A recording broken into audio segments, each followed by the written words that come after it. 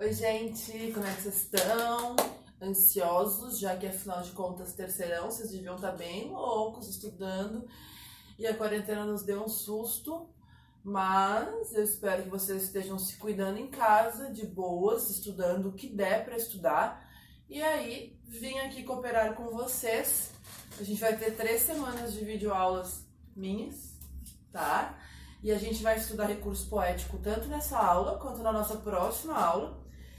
E aí é importante uma coisa, na nossa aula, que vai ser compatível com o dia 27, a gente vai ter aula sobre o Lima Barreto. Eu sei que, tecnicamente, na semana que a gente começou a quarentena, a gente ia começar a fazer as aulas de leituras obrigatórias. Mas, para cumprir um calendário dentro do contexto que a gente está, primeiro eu vou acabar a apostila com vocês, para a gente poder ver o módulo 6. E aí, depois de acabar do módulo 6, a gente começa a ver o Lima Barreto. Daí a gente vai ver o Cemitério dos Vivos. Para quem ainda não leu e agora na quarentena resolveu que vai ler, eu vou colocar em anexo nessa aula aqui, lá no plural para vocês, o link do livro. Então, quem aí não leu o livro ainda, tem chance de ler, tá em casa, tá em quarentena, tem que produzir. Então, aproveitar e fazer a leitura do livro do Lima Barreto, para vocês não se perderem na curva, porque no dia 27 a gente vai ter a nossa primeira aula de livro e ela vai ser online, tá? Então se liguem nisso. Agora aqui, eu quero que vocês peguem a apostila de vocês, lá, apostila 1, tá? De língua portuguesa, no módulo 6, e vão até a página 142.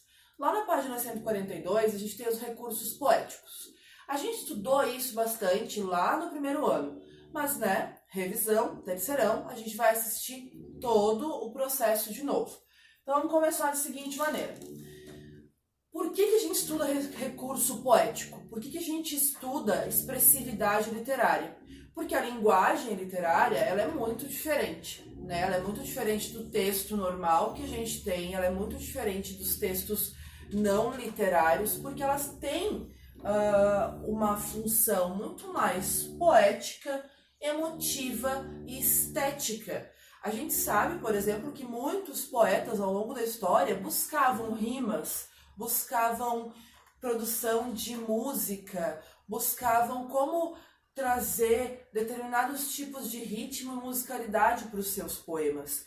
E também muitas vezes a gente vê essa expressão de poética, né? Essa expressão estética dentro de romances, porque alguns romancistas também buscam uma linguagem mais poética para os seus livros. Então existe uma expressividade diferente quando se trata de literatura. Então, é por isso que a gente acaba olhando a estética junto com a temática, certo?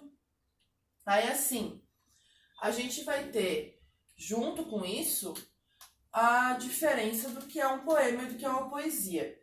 E aí, gente, assim, eu insisti muito com vocês isso no primeiro ano e eu quero voltar a insistir agora. Poema é estrutura, poesia é conteúdo. Então, um poema é aquela estrutura de texto que é dividida em versos, em estrofes. E aí é só lembrar uma comparação que eu fiz para vocês à época, que é pensar que o poema é o nosso corpo, tá? Que o poema é uma estrutura, enquanto a poesia é um conteúdo. E a gente não encontra poesia somente num poema, somente um texto literário. A poesia, por ser uma questão subjetiva, por ser aquela coisa que tem a capacidade de captar os nossos sentimentos, de mostrar pra gente e aflorar na gente determinados tipos de sentimentos, a gente pode encontrar ela em qualquer expressão de arte. No cinema, na música, na fotografia e até em coisas que não são artísticas. A poesia, por ser uma maneira de mexer com os nossos sentimentos, muitas vezes são encontradas em coisas que a gente vive no nosso dia a dia, como um pôr do sol, ou então como um olhar romântico. É lembrar disso. O poema é a estrutura e a poesia é o conteúdo dessa estrutura ou de outras estruturas artísticas e até não artísticas. Passado isso, vamos lembrar o que é o eu lírico. Muitas vezes vocês me perguntam assim: ah, Camila, o que o poeta quis dizer? E talvez já tenha respondido várias vezes, não tenho a mais pálida ideia, pergunta para ele. Porque a gente não está aqui para responder o que o poeta quis dizer. O que a gente busca aqui é entender o que o eu lírico está passando para o leitor, né? Por quê? O eu lírico não é o poeta. Eu canso de dizer para vocês que muitas vezes os poetas escrevem coisas que eles não estão sentindo. Porque o poema, ele não depende só de inspiração ou de sentimento. O poema depende de trabalho. Então, às vezes, o cara quer escrever sobre o desespero e o medo, por exemplo, só que ele não está desesperado. Mas ele quer escrever sobre isso. Então, o eu lírico é que aparece, né? A ideia é que o eu lírico é a voz que fala na poesia. É aquele que se manifesta no texto poético. O eu lírico é como se fosse o narrador da poesia. Então, quando a gente fala assim, aqui nesse poema o eu lírico trata de tal assunto. Porque a gente não vai falar o poeta trata de tal assunto. Porque o foco aqui é que o eu lírico é o narrador da poesia. Então, vocês têm que focar nisso, tá? Sempre que tem uma pergunta, o eu lírico não sei o quê, ou então a expressividade do eu lírico, é porque é ele que apresenta as reflexões, é ele que apresenta os sentimentos. Normalmente, né, fala-se em primeira pessoa, como o eu lírico se sente, como ele reflete, como ele está no mundo, certo? Próximo passo. Lembrar essas diferencinhas aqui. Lembrar que quando a gente fala de poema, a gente fala que o verso é a linha do poema. É uma das menores estruturas do poema. A estrutura menor do poema é a palavra, né? Mas depois a gente tem o verso, que é uma linha do poema. Eu até coloquei aqui para vocês um poema da Ana Cristina César, e aí tá aqui. Olho muito tempo o corpo de um poema, até perder de vista o que não seja corpo, e sentir separado dentre os dentes um filete de sangue nas gengivas. Isso aqui é um pouco sobre como é construir poemas, né? Essa coisa de sentir a dor e de olhar e de se morder para pensar num poema, para construir esse poema.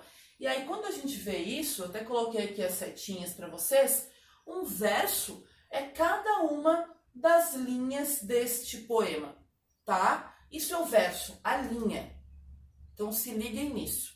Depois, a gente tem a estrofe. A estrofe é o parágrafo do poema.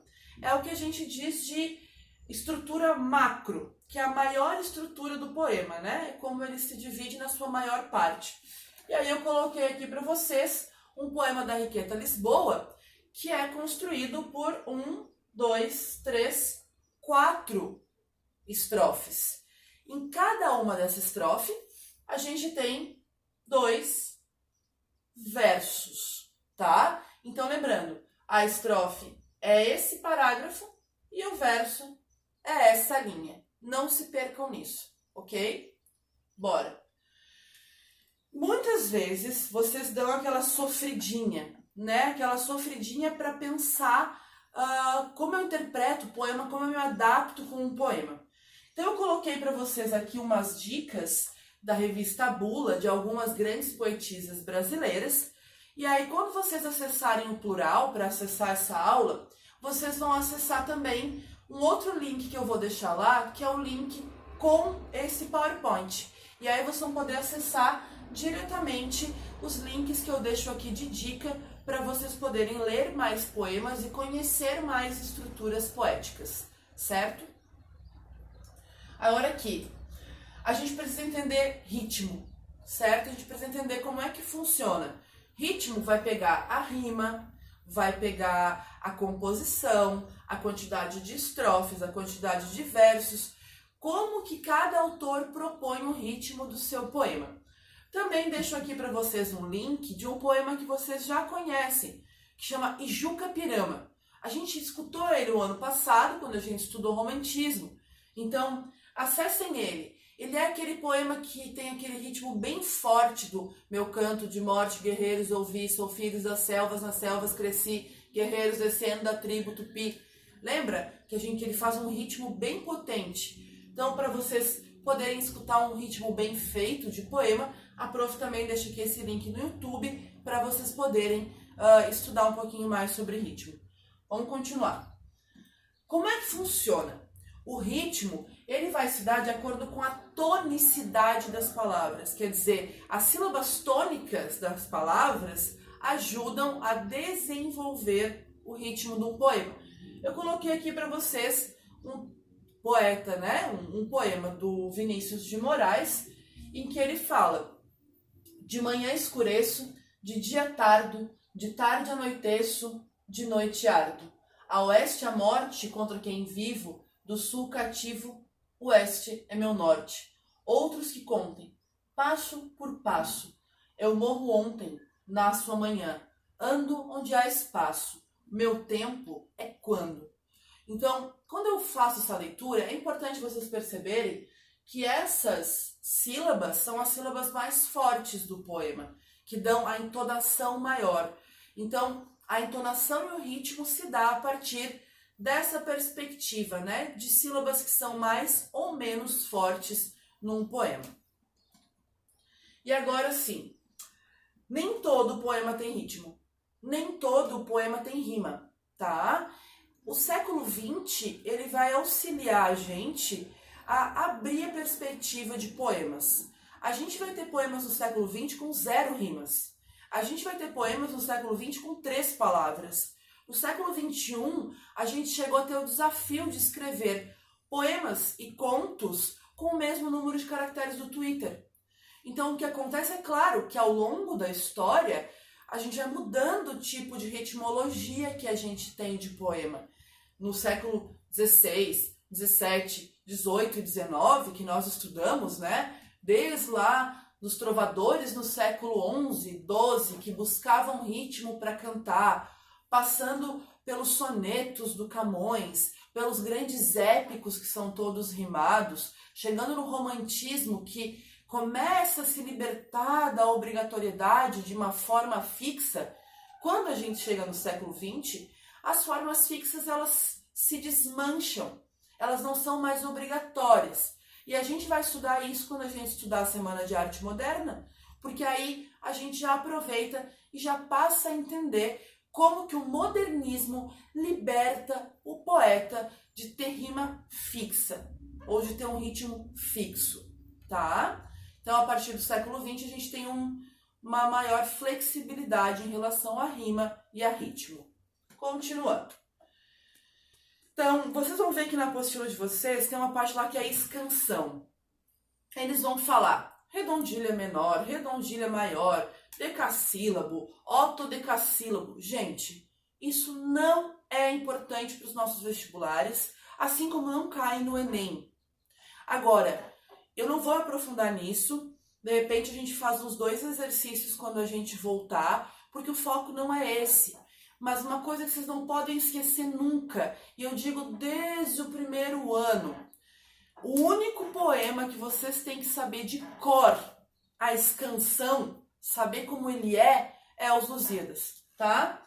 Os Lusíadas do Camões, que tem versos decassílabos. Lembrando, os Lusíadas de Luís de Camões têm versos decassílabos. Não esqueçam disso. Eu preciso saber contar os versos, Camila? Não, isso não importa. E na universidade mais a gente vem trabalhando isso, tá? Isso é uma coisa que provavelmente ao longo da história vai se perder um pouco, a não ser que a gente mude de perspectiva a partir da leitura poética. Mas isso não importa pra gente, não importa pros vestibulares de vocês. Então, esse pequeno trecho aqui a gente vai pular para focar em coisas mais importantes. E aí é que tá.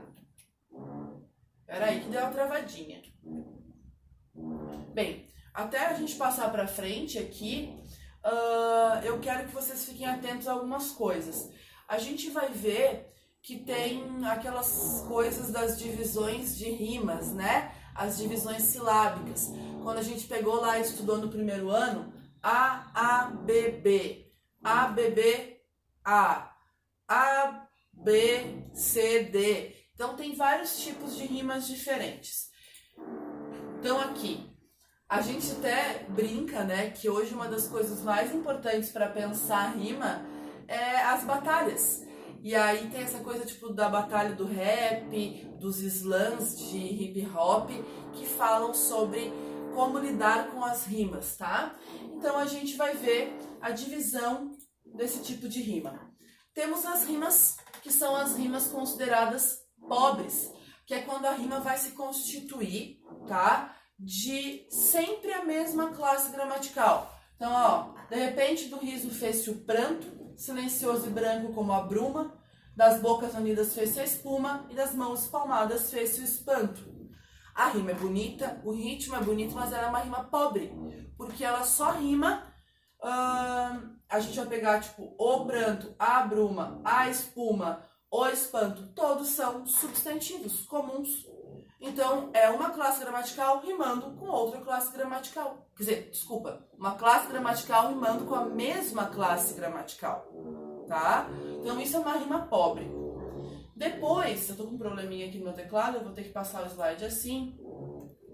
Mas, ó, depois a gente tem as rimas ricas, que aí é quando eu misturo classes gramaticais diferentes para construir a rima.